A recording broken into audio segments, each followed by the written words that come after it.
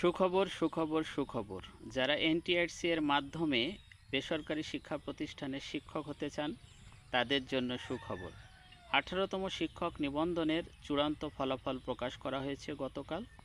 তো আপডেটটা দিতে আমার একটু দেরি হয়ে গেল। হয়তো ইতোমধ্যে আপনারা অনেকেই মেসেজ পেয়ে গেছেন, অনেকে হয়তো খবর জানেন না, যেহেতু ঈদের সময় অনেকেই গ্রামে চলে গেছে, কাজে ব্যস্ত আছে।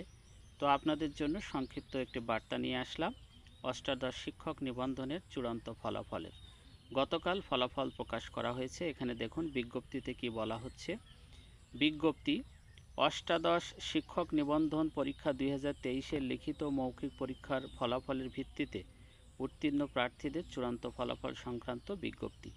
এত দ্বারা সংশ্লিষ্ট সকলের অবগতির জন্য জানানো যাচ্ছে যে বেসরকারি শিক্ষক নিবন্ধন ও প্রত্যয়ন কর্তৃপক্ষ এনটিআরসি এর ব্যবস্থাপনায় গত 12 ও 13 জুলাই 2024 তারিখে অষ্টাদশ শিক্ষক নিবন্ধন পরীক্ষা 2023-এর লিখিত পরীক্ষা অনুষ্ঠিত হয়। উক্ত লিখিত পরীক্ষায় 83,865 জন পরীক্ষার্থী উত্তীর্ণ হন। লিখিত পরীক্ষায় উত্তীর্ণ প্রার্থীদের মধ্য থেকে 81,209 জন প্রার্থী মৌখিক পরীক্ষায় অংশগ্রহণ করেন। চূড়ান্তভাবে উত্তীর্ণ প্রার্থীদের ফলাফল অদ্য 4 জুন 2024 তারিখ অপরাহ্নে প্রকাশ করা হয়, অর্থাৎ গতকাল কিন্তু প্রকাশ করা হয়েছে। মৌখিক পরীক্ষায় অংশগ্রহণকারী প্রার্থীদের মধ্য থেকে 60,521 জন প্রার্থীকে চূড়ান্তভাবে নির্বাচিত করা হয়েছে।